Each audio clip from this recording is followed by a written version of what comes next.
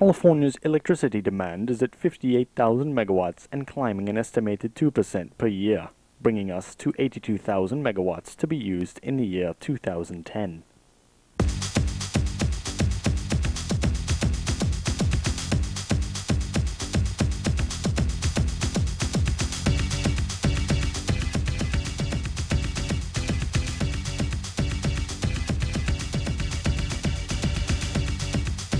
Electricity, we use more and more of it.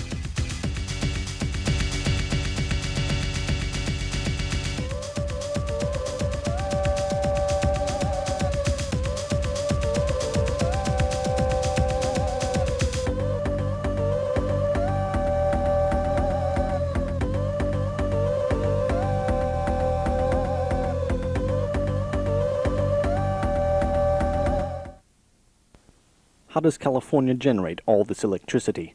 We happen to be the most diverse in the world in this creation. About half of our electricity is generated with fossil fuels. The other half is a combination of natural gas, hydroelectric, nuclear, biomass, geothermal, solar, and wind technologies.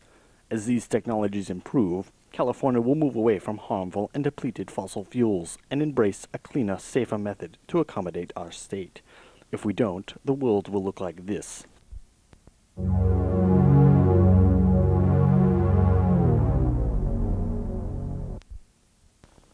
Fossil fuels are not being renewed at the breakneck speed we're devouring them at.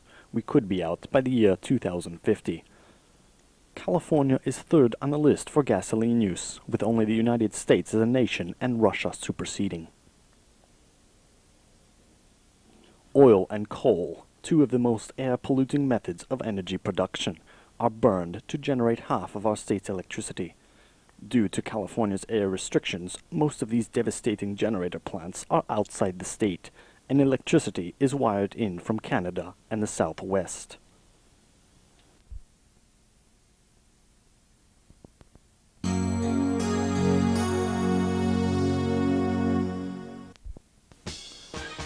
Natural gas is produced in a variety of ways, including coal burning and organic reactions. It burns clean and is renewable. California burned over 2,000 trillion cubic feet of natural gas in 1990.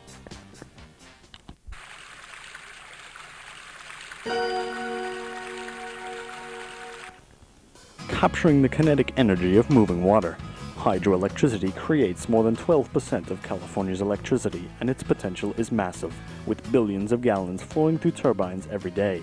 While cheap to produce, hydroelectricity can harm the environment by plugging up the land with dams and power stations. Whole ecosystems can be destroyed and lost forever.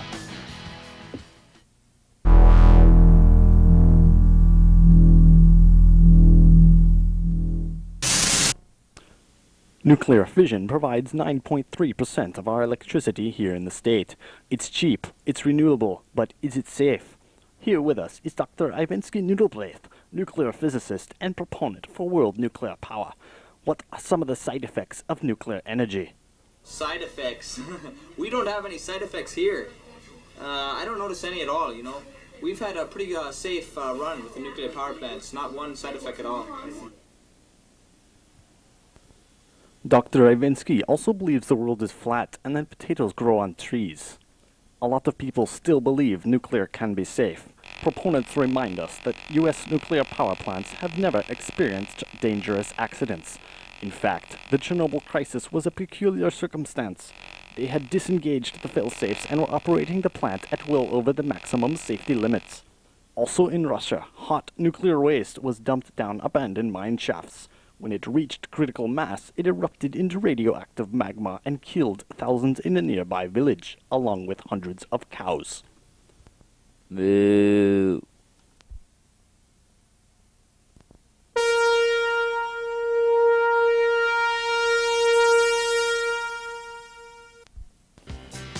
Biomass derives energy from burning wood, paper, or any highly potential solid fuel.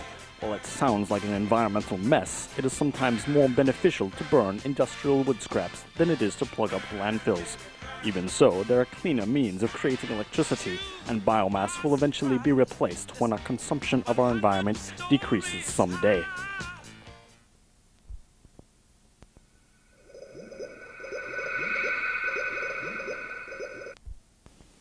Hot water springs are natural and freely replenished. Geothermal technologies can use the hot water directly for heating and cooking, or steam from the springs can drive turbines to generate electricity.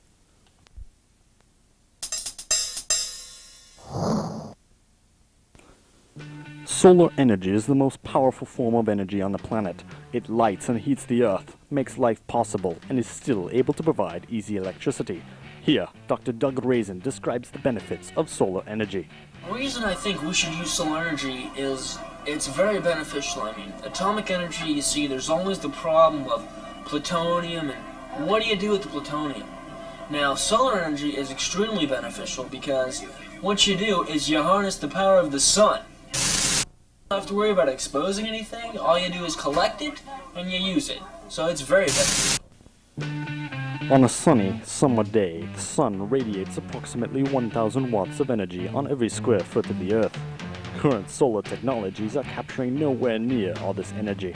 In fact, new technologies that will be in operation by 1997 are still only 35% efficient. The two leading methods of collecting energy is either running water through flat plate collectors or using photovoltaics to move electrons. Maintaining hot water uses almost 40% of residential electricity.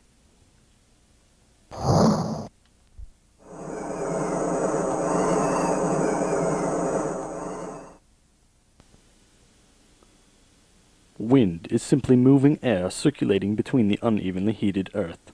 By using wind to drive turbines, a free source of energy can be used.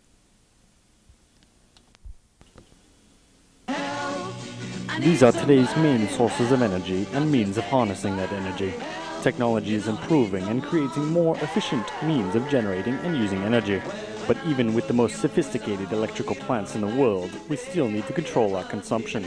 Individuals have total control over this and can help by carpooling or using public transit, reducing electricity use, and closing the lights when leaving a room.